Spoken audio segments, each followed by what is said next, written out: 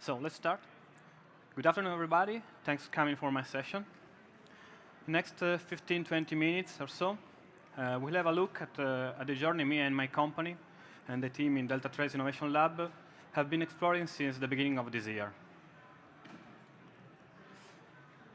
In collaboration with Microsoft, we started working on an automatic and custom solution for video indexing.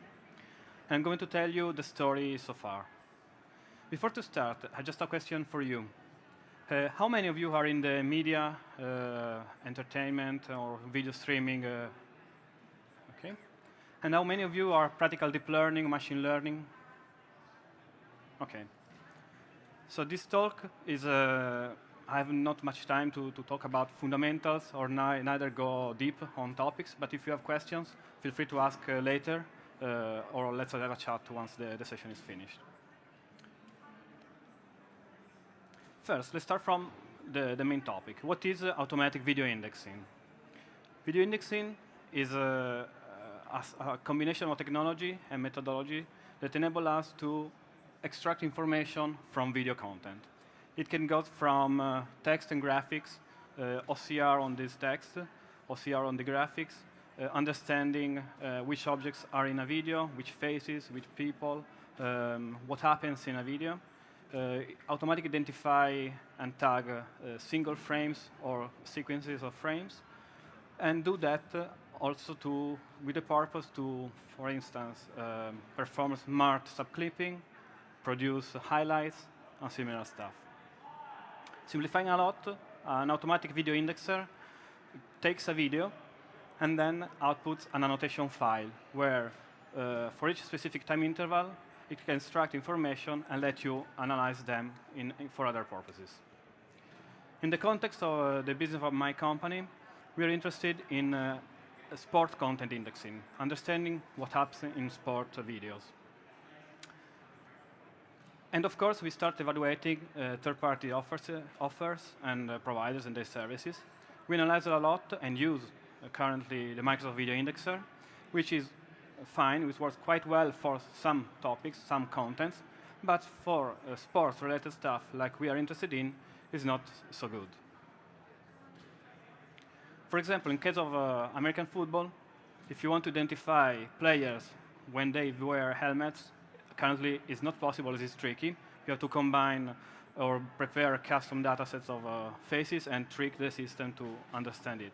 But from the helmets, it's limiting. Maybe we would like to understand also the body, the numbers, something that currently the video indexer is unable to do. Or for example, does implement a specific feature that is action recognition with detailed information. So, after some investigation and experiments, we try to customize using the custom models for video indexer. We use a combination of connected services to combine face, object, detection, and in collaboration with the video indexer, combine the stuff. We also evaluated third parties. Then we have arrived at a decision to use and implement a custom video indexer. It will be a vision, it's a long time work, but it's a custom video indexer that can work in parallel with the Microsoft Video Indexer. The idea is to have a hybrid solution that takes the best from the two components. And now I'd like to tell you the story so far. We had the opportunity to work with a talented team of machine learning engineers and data scientists from Microsoft CSE team that they were experts on multimedia content and apply the best and last stuff on the deep learning. We worked together in 2 hackathon places in our headquarters in Turin, Italy. And most of the work has been done remotely. The first thing that we had to decide with them was to tackle the problem. And of course, given the small team we had, we couldn't start from scratch and building a custom video indexer solution on purpose. But we have to split in manageable parts and focus the efforts on specific topics. So the idea that we had regarding our solution was to focus on the main feature that we were missing, which was the action recognizer. And in specific, we started focusing on a specific action, which is in a specific sport, which is soccer, and the action is recognizing when players shot on the goal. The main reason was the availability of the data we had and the access to it and the metadata we had on it. But we considered also the opportunity to scale the solution to different actions and to different sports. Once the problem has been defined and well understood from all the team members, we had a first phase where we work a lot on the data preparation. We had the need to build custom tools to extract information and to easily explore it. Most of the work has been done in cloud using Azure DSVMs with the GPU support. This helped us a lot on speed up stuff and have working prototypes or quickly iteration on the data we had. The main tools we used, as listed here, and we also developed, as I said, a few .NET tools that helped us to automatically tag video content, starting from a proprietary dataset that we had in association with the videos. Just to give an idea, this was our starting dataset. We could work on more than 700 videos of full soccer matches. Each video was about 1 gigabyte, 800 megabytes, 1 gigabyte. So the whole dataset was something about 600 gigabytes. It's big, but not too big, but big. In addition, we had the metadata for each video that counts as a sort of 10 gigabytes. So we had a lot of issues on storage and bandwidth and processing power. Storage has been solved easily, meaning that we had everything on the blob storage already in Azure, but we move it on premium SSD disk and attach them to the DSVMs as a shared disk. This helped us to iterate quickly and have access directly to the files without compromising the performance. Once we had the data preparation ready, we had an intensive and very interesting brainstorming sessions where a lot of ideas, a lot of hypotheses, a lot of exploration paths had been defined, decided, evaluated, and prioritized. For example, we decided to explore the sound, the audio from the video, to understand if the ambient sound or the commentator's voice or the excitement of the crowd could help us to identify the actions in the video. Or if the goal net visibility in a specific shot was of interest or help in understanding which kind of action was happening. We also integrated and explored the fact to track the speed and the position or the direction of the players and the ball. We invented a way to calculate the player density in a shot, and also we evaluated the player poses. Of course, some of the paths didn't bring us to useful results and outcomes, but let's help us out figure out something. For instance, it was a problem in our dataset that we, at the start, we didn't take care of, which is our scene changes, meaning that if we have a part of the video that immediately change, a fade or something like that, it can disturb or make the model work, the operation of training and understanding what's happening in a video problematic. For instance, the goal net visibility path didn't bring us any outcome, so could be some information we may need for annotation, but not helped in detecting the kind of action. But interesting, it helps us a lot also understanding the negative sampling, meaning we want to classify positive actions, but which are the negative ones as a counterpart. So we have some thinking on how to define the negatives. At last, we arrived to this simple binary classifier, which we split the video, a full match, in 5 seconds clips. And for each clip, we define the positive example as a shot on goal action, 5 seconds around this, the mark.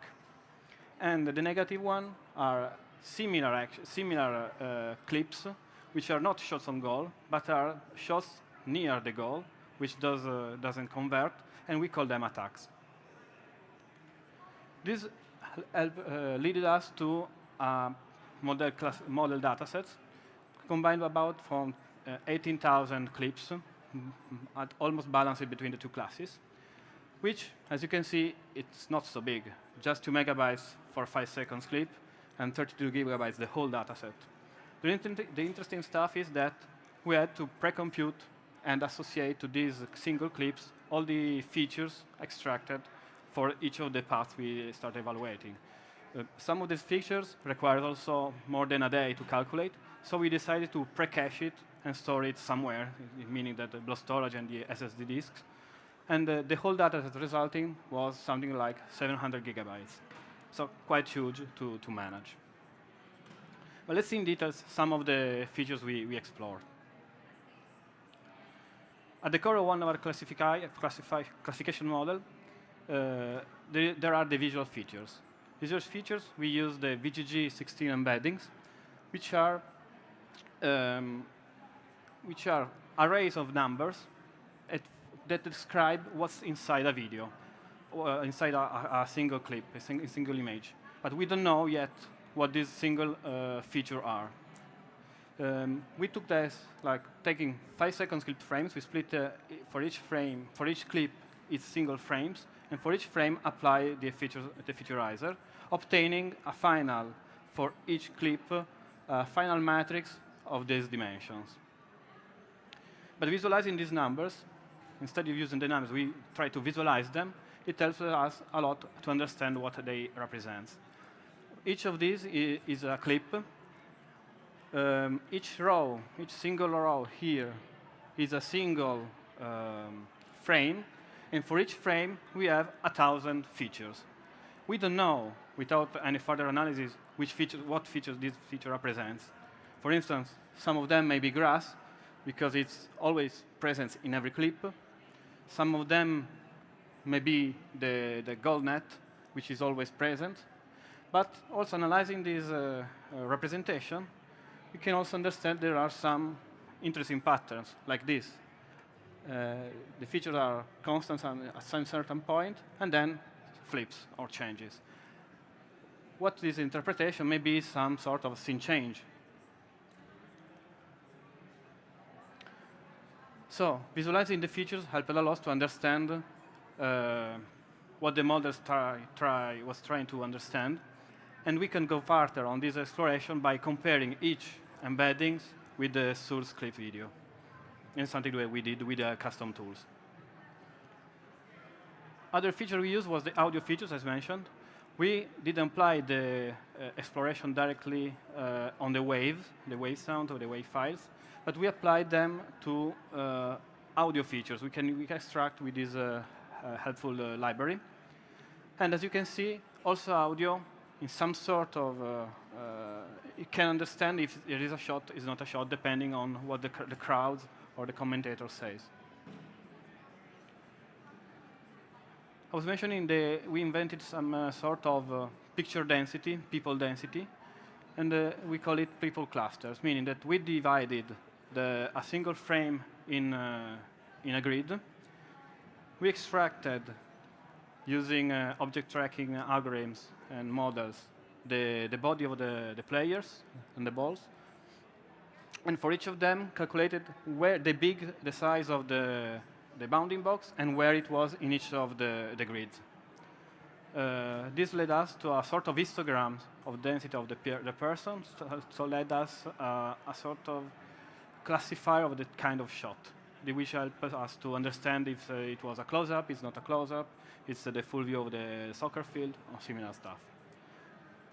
To obtain this, we use object detection, thanks to a careless implementation of RetinaNet, which you can see in few lines you can obtain the player, the ball, or other classes of objects. And combining all together, we invented sort of the focused optical flow, meaning the standard optical flow is an algorithm that let us follow each pixels of a scene in time when it moves and how fast it moves. With the focused optical flow we applied, we just track the single players to reduce the information we can pass to the classifier. And then we instead of use the visibility or absence of the net in a scene, we try to classify if it was the left net or the right net. In some way, it could help understand if there was an action near the goal or not. For the scene change detection, we use PyScene Detect. It's an open source library, very powerful, that uses standard computer vision algorithms to understand if there are cut or fades in a short clip or in a full video. And it returns all the sections of the video where there are cuts. So in this case, we use this to filter and clean up our data set of clips, removing all the scene changes to build a better model. But let's see the results. The outcome of this collaboration has been a few number of models that are able to score on a full video if an action that's happening is a shot or a no shot. And then from that, we build a little script that, with some sort of human intervention and a threshold to set, is able to give an interesting score to the action and produce a sort of automatic highlight of the best shot on goal. This is the result. As you can see on the left, there are the scoring of 3 different models, which says that if it's a shot, it's not a shot, it's a goal.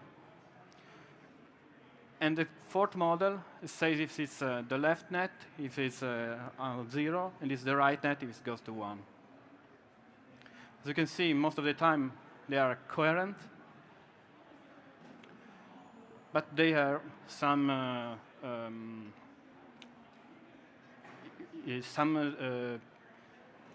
results sometimes are not so the ground truth, meaning that they can be wrong on if it is a goal or if it's a shot on goal. It depends, of course, of the data set we use. But anyhow, the results are quite interesting, because you can see most of the time the soccer match is boring, but when there is a sort of attacks, each model starts understanding that it's a goal or a shot on goal is happening like this.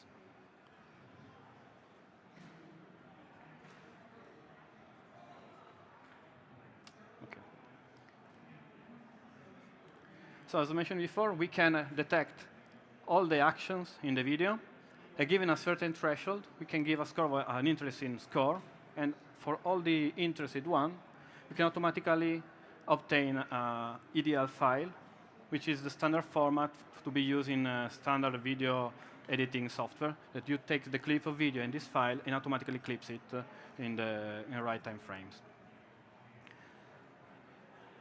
From this on, what's next? We have to move to production. We have see the first part with the data preparation, development, and training that works on our machine. And now we have to move to execution. We're about to do this work, so I just give you an idea of what the work is on. The idea is to have an inference pipeline that is able to receive a video, preprocess everything, apply the models, and output an annotation file, which can be stored or passed to other services that combine it, for instance, the highlight generator you mentioned. The idea is to have this inference pipeline running in cloud, scalable for each single component, developing with Kubernetes, and so you can move also on hybrid scenarios where it is something on our data center or in cloud. Because also we have the training pipeline, because these features, pre-processing steps, and are the same.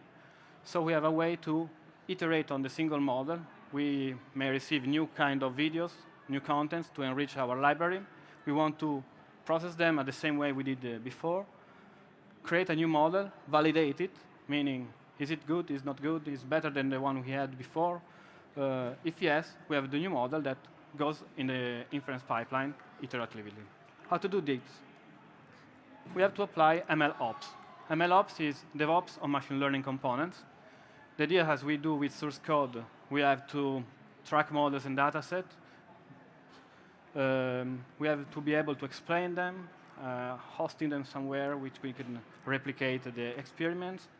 We have a way to automatically packaging everything and put it in a web service or an inference pipeline, and have a way to monitoring everything and place them with confidence, meaning that if we publish a new model, we have to be sure that it's better and working well, respect what we had before. As mentioned, this is something that we are working on. These are the few frameworks we are exploring. I'll just give you an example. And exploration on this is something that I would like to explain probably in a new session in the near future. That's all. Thank you very much for your attention. Thank you. As a final note, I would like to tell you that everything we've seen here has been published on GitHub. It's open source. You can have access to the exploratory notebooks, the Python scripts, and the pre-trained models you can use to score a video similar to the one I showed. Any questions? Or otherwise, we can leave later.